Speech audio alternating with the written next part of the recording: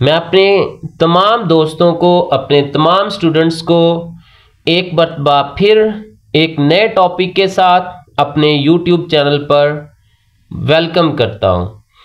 आज बहुत ही ज़्यादा अहम टॉपिक पर मैं बात करने जा रहा हूं। आज की वीडियो को देखने के बाद आप ये कहने पर मजबूर हो जाएंगे कि ये वाली वो मिस्टेक्स थी जो हमारे मार्क्स के कम होने का बायस बन रही थी। इन्हीं मिस्टेक्स की वजह से हमारे मार्क्स कम आ रहे थे और हमें आज तक पता भी नहीं चला कि ये मिस्टेक्स भी ग्रामर में होती हैं, ये मिस्टेक्स भी ग्रामर में एग्जिस्ट करती हैं।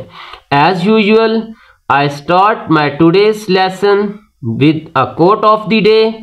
Strong people don't put others down, they lift them up. मजबूत लोग वो होते हैं जो दूसरों को गिराए बगैर अपनी मेहनत के बलबूते पर अपने मकाम को हासिल करें। आज की वीडियो में मैं 1 मिनट की एक शॉर्ट सी स्टोरी ऐड करूंगा।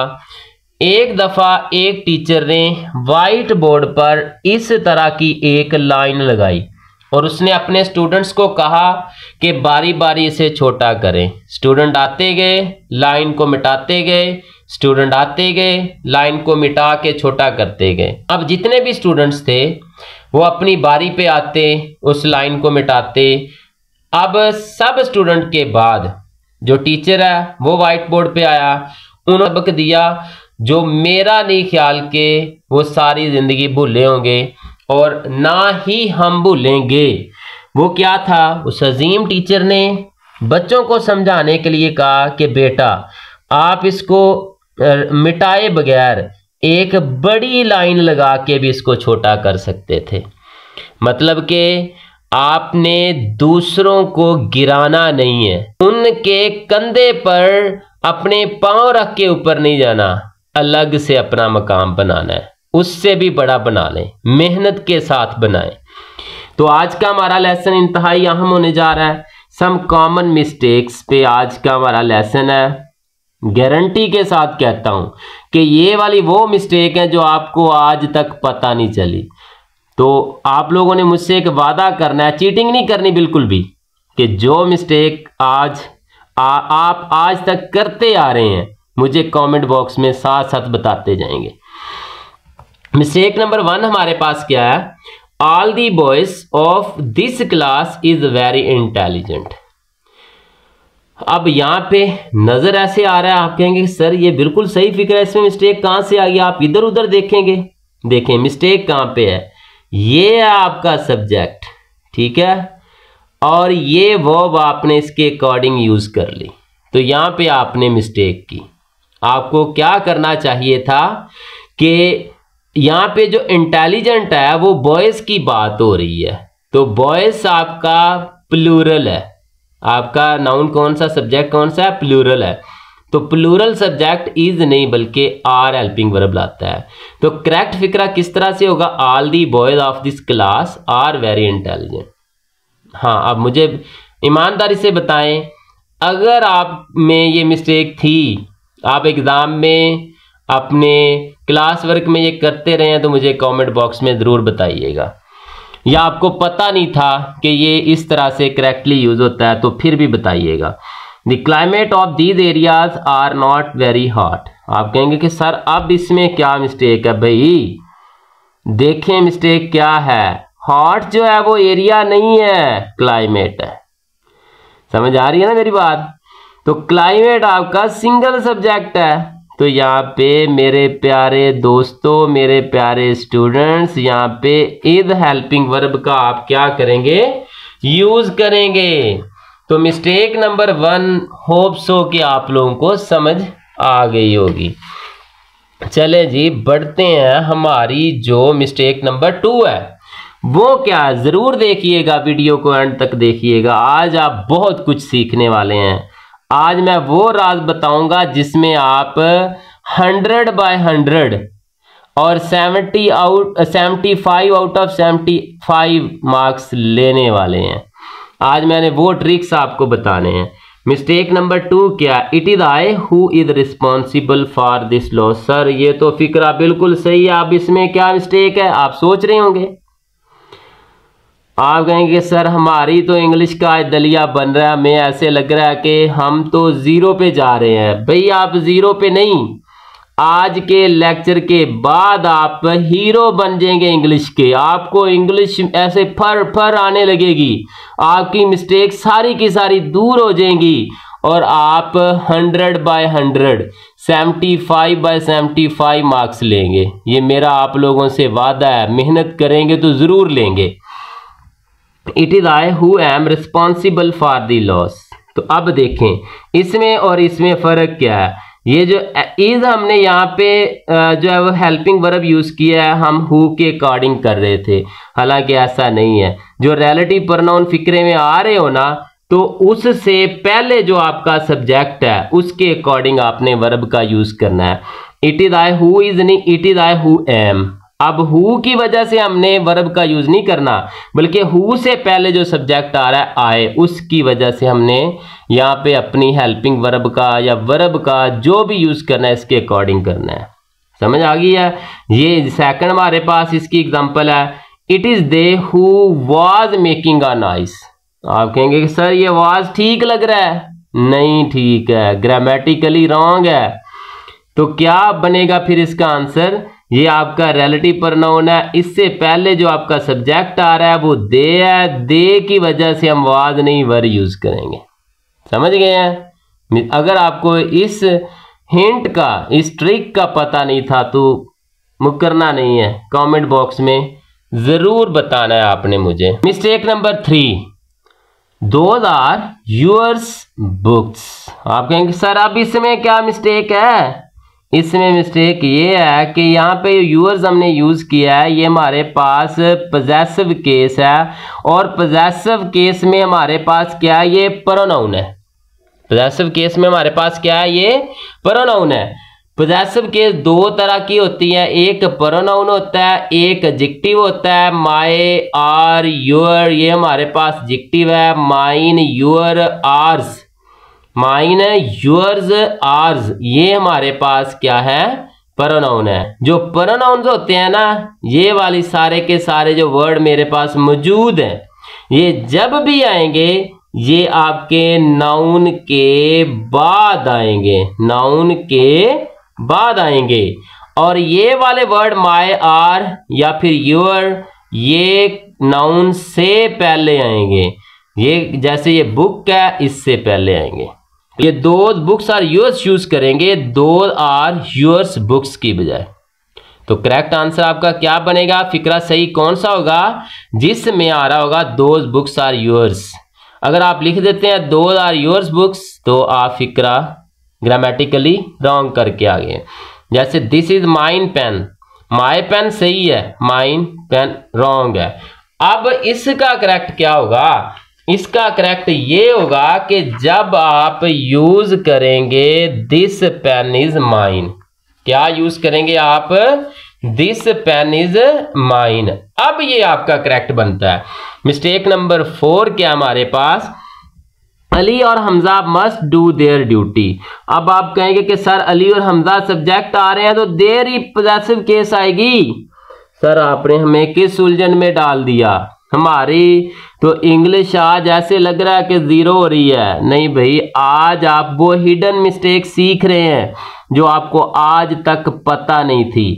आज आप उन मिस्टेक को दूर करेंगे और आप इंग्लिश में हीरो बन जाएंगे।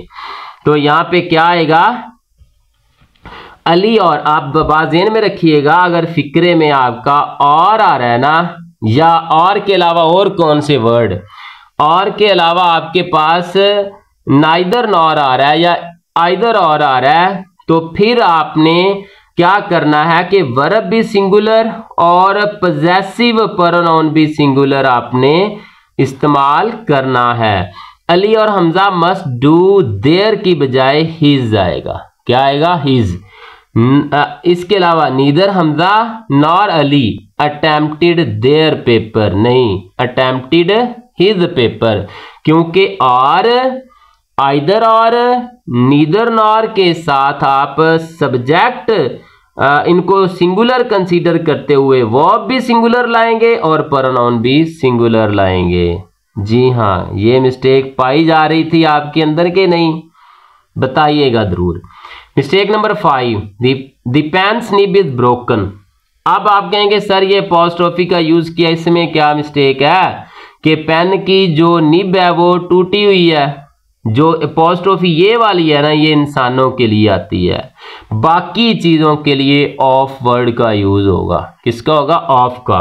तो इसका करेक्ट आंसर क्या बनेगा?